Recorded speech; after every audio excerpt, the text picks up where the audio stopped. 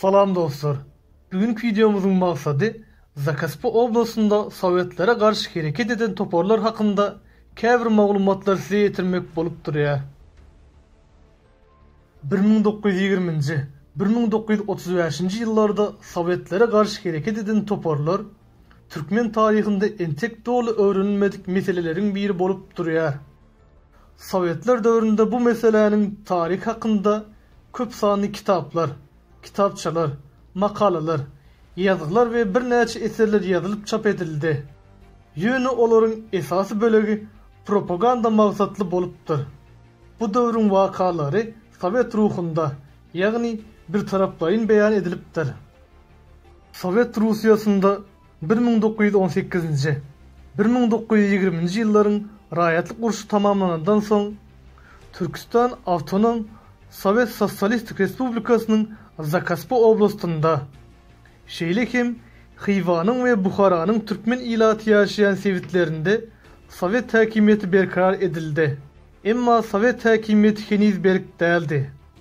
Sebäbi raýatlyk urşy ýyllarynda ýeňişe sezawar edilen Sowyetlere garşy güýçler öňkü Xiva hanlygynyň we Buhara emirliginiň Türkistan Awtonom Sovet Sosialistik Respublikasynyň Zakaspı oblastynyň Garagum çölünden serketleşen ýerlerinde hem de gum üçünde ýerleşmek bilen Sovet häkimiýetine garşy görüş täzeden giňäp başlady.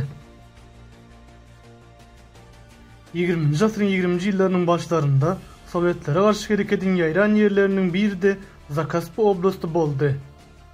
Tejen sewitler bolsa Zakaspydaky Sowyetlere garşy hereketin merkezine öwrildi. Ahal mar sewitleriniň Sowyetlere garşy görüşýän güýçleri hem kynçylyk ýüze çykanda köplenç tejeniň aýagyna gaçyp gelýärdiler. Demir ýoldan, dolandyryş merkezlerinden belli bir daşykda ýerleşmegi tejendäki güýçleri Zakaspynyň beýlek ýerlerine garaňda has arkaýny hereket etmäge mümkinçilik berýärdi. Emma Zakaspy oblastynda Sowyetlere garşy hereket Buharanyň, aýratyn hem Xivanyň türkmen ilaty ýaşaýan ýerlerindäkinden has goşokdy. Hem de gurmaçy taýdan pes guralýardy. Sebäbi Krasnovodsk, Aşgabat, Tejen we Mer uýezdiniň ilatynyň çykan türkmen adamlary Padşah Russiýasy döwründe de yerli dolandyryş edaralarynda we padşah goşununda gulluk edipdirler.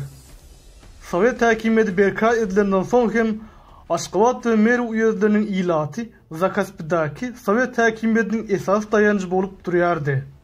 Oblastyň yerli dolandyryş edaralarının partiýa Sovet guramalarynyň işgärleri hem esasan şu uýezdleriň wekillerinden jemlenýärdi. Ýöne olaryň arasynda Tejen uýezdinden bolan adamlar hem az däldi. Zakaspy oblastynda Sowyetlere garşy bir näçe toporlar hereket edýärdi. Bu toporlar barada Ýeni Türkistan, ýagny Täze Türkistan jurnalynda şeýle görnüşde ýazylypdyr. Türkmenistanda menşewik we İngiliz häkimiýeti ýyllarynda Oraz Serdar, Tejen Abbas we beýlekleriň başçylarynyň astynda tertipli we tertipsiz aýry-aýry türkmen toporlar emele gelipdir.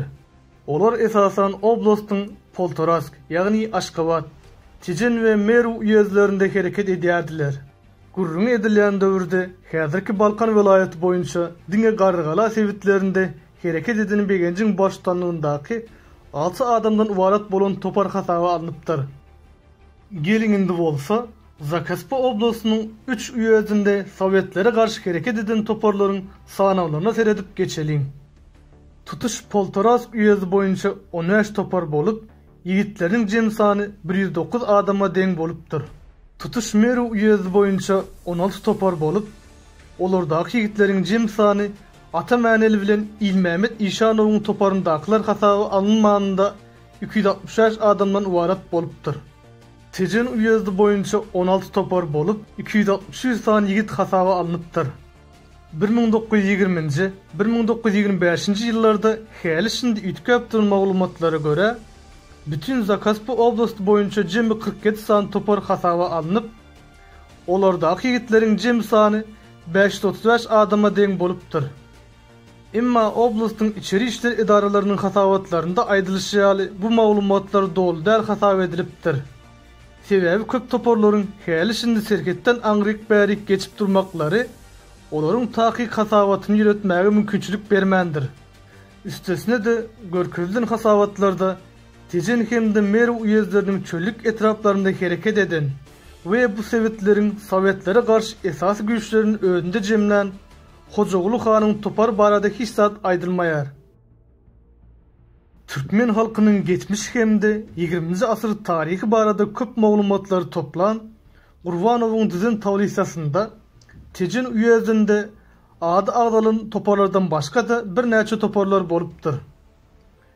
Olaryň arasynda Amamrat Dilmazyň 40 atlysy, Ataşyryň 12, Awdy Garaýörmäniň 25, Çary Melegiň 12, Gully Çolagyň 10, Sehedi Hojamradyň 30, Gulmay Hanyň 10, Hümmi Sıçmazyň 10 we Bayram Bakawlynyň 10 adamly toparlarynyň hereket edendigi görkezdiler. Sowyetlere karşı görüşen güçler bilen alınıp barlan söwüşlere gatnaşyjy Niyazowyň ýazgylarynda Beherdin taraplarda Kalkan Paryň we Sapar Paryň atlary getirilýär. Bulardan başga da Gabito Tejende hereket eden toparlaryň arasynda Salih Baýyň başçylygynda 20 atlynyň, şeýle hem Mary Tejen taraplarda hereket eden aty mäniliň toparynda bolsa 40 atlynyň bolandygyny belleýär. Zakaspa oblastynda hereket eden toparlara karşı anlyp barlan görüşlere gatnaşan Hümmedow Mary sewitlerinde Haly Saragyň, Akniyaz Hanyň, Hydyr Ertarynyň we Sapargulynyň başçylygyndaky toparlaryň atlaryny hem tutýar. Bulardan başga da bu döwürde Melle Kulu Söwdegarowyň, Homma Işanowyň, Muhammed Kulynyň hem ownuq toparlary ýatlanyp geçilýär. 1920-nji, 1925-nji ýyllarda Zakaspa oblastynda Sowet häkimiýetine garşy çykyş eden toparlar bilen anlyp barlan söwüş hereketleri, olaryň garşysyna hereket eden milisiýa bölümleri we taraplaryň etkileri barada umum maglumatlar ýüze çykaryldy.